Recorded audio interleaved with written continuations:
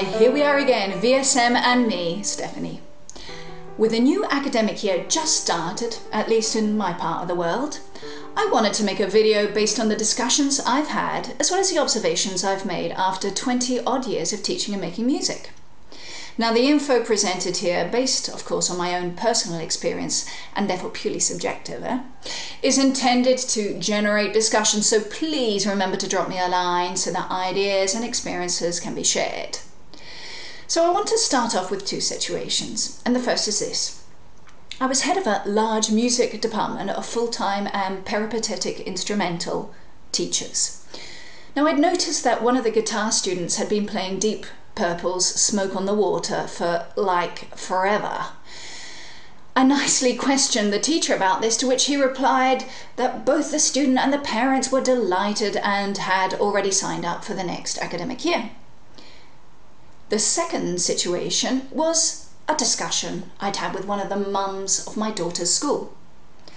I'd come to the conclusion that my child's after-school gymnastic lessons were a bit of a waste of time, possibly money, given the pretty awful end-of-year show. Although, as a parenthesis, is it right to judge a child's development by a show? That's a discussion for another time, I think. Getting back to the original situation, the mother I was talking to replied that so long as my daughter was having fun, where was the problem? Okay, not a musical situation, I know, but the parallels are obvious. And that got me thinking about the idea of fun as a principal learning objective in music education. I can't speak for other subjects, of course. And also about the responsibilities teachers have. How should we teach? Do we give students what they want, or indeed no? Is fun the ultimate goal in learning an instrument, or indeed music? Should we be doing what students want in the interest of reaching them at their level? Now, in asking these questions, I feel that the student-teacher relationship is immediately transformed into a client-teacher rapport. And maybe this is as it should be. Teachers have to attract and retain students to pay the rent. It's a marketable product like everything else. Even in the classroom, though, where market forces are less at work, the relationship seems to have changed. Music is increasingly perceived as relaxation time, where students can enjoy an unjudging environment where there is no wrong or right.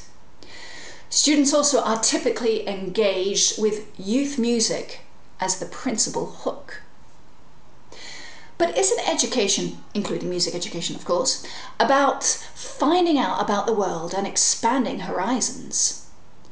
Isn't it about identifying and describing what you like, what you don't like, recognizing what you can and can't do, together with a critical thinking that develops with this process? Isn't education about making connections between past, present and future, between different subjects, and indeed between and with life itself?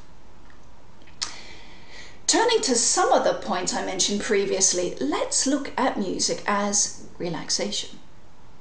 In my experience and that of my colleagues, music certainly is relaxation time, but only amongst the hours of practice, dedication, discipline, mistakes, disappointments, and successes that have been experienced along the way. Personally, I feel students need to have contact with all these states, as anything less is neither music nor indeed education.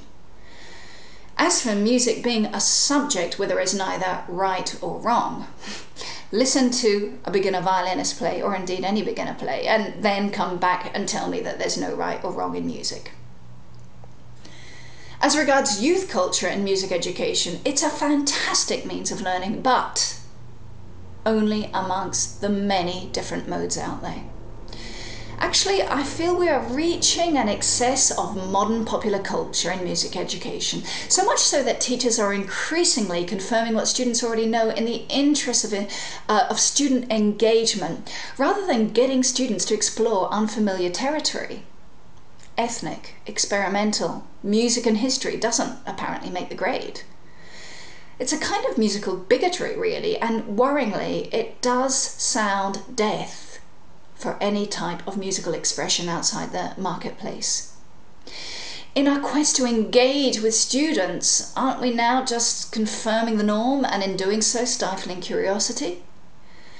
That's why schools of rock give me the heebie-jeebies. It's just so limited.